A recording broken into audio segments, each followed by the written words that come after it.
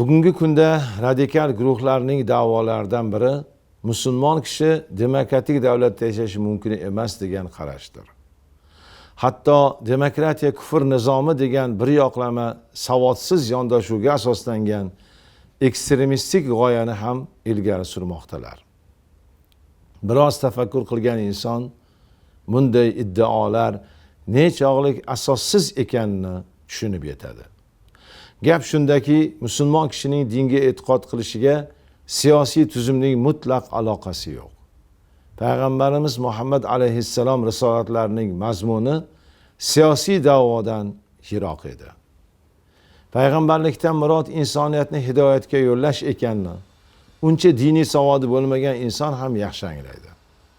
Agar iymon siyosiy boshqaruvga bog'liq bo'lsa, Muhammad alayhissalomga dastlabki davrda 13 yil Makkada iymon keltirgan, Allohning kalomi Qur'oni Karimda maqtalgan ilk musulmon ulug' sahobalarning holi nima bo'ladi?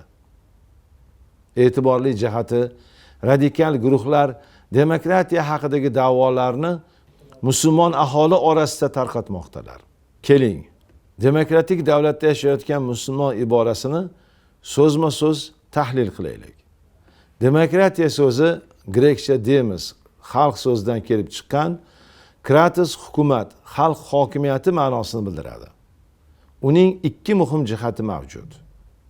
Hokimiyat ular boshqaradigan odamlar tomonidan tayinlanishi adolatli va raqobatbardosh saylovlar orqali amalga oshiriladi. Ikkinchisi, xalq hokimiyatning yagona qonuniy manbaidir. Bugun musulmon aholi orasida demokratik tuzumni yomonlayotganlar uning mazmunini biladilarmi? Demokratiyaning mazmuni islom shariatiga zid emasligi kundek ravshan-ku. Ilk islom davrida davlat rahbarlari oshkora ovoz berish yo'li bilan, bugungi kun iborasi bilan aytganda demokratik yo'l bilan saylanganlari ma'lum va mashhur-ku. Bahs munozaraning keyingi bosqichiga o'tamiz. Radikal guruhlar ilk islom davridagi saylov bilan hozirgi demokratiyaning farqi bor deydilar. To'g'ri, zamonlar o'tishi bilan holatlar va vaziyatlar o'zgarishi tabiiy. Bugun g'arb davlatlari tomonidan eng mukammal davlat tuzumi deya e'tirof etilayotgan demokratiya mazmuni kuchli siyosatchilar orasida ham o'ta bahslidir. Masalaning eng muhim jihati, dunyo mamlakatlari orasida o'tkaziladigan tadqiqotlar orasida demokratiya indeksi, boshqacha ifoda etganda davlatlarda demokratiyaning real holatini aniqlash mezonlari, talablari ishlab chiqilgan. Davlatlar 3 guruhga bo'lingan. Mukammal demokratiya ta'minlangan 24 ta davlat, nomukammal demokratiya 50 ta, aralash tuzum 34 ta va avtoritar tuzum 59 ta davlat. Unga ko'ra, demokratiya mukammal ravishda ta'minlangan 24 davlat orasida bitta ham musulmon mamlakati yo'q. Demokratiya nomukammal deb baholangan 50 ta davlat ham asosan Yevropa, Amerika va Osiyodagi ayrim davlatlardir.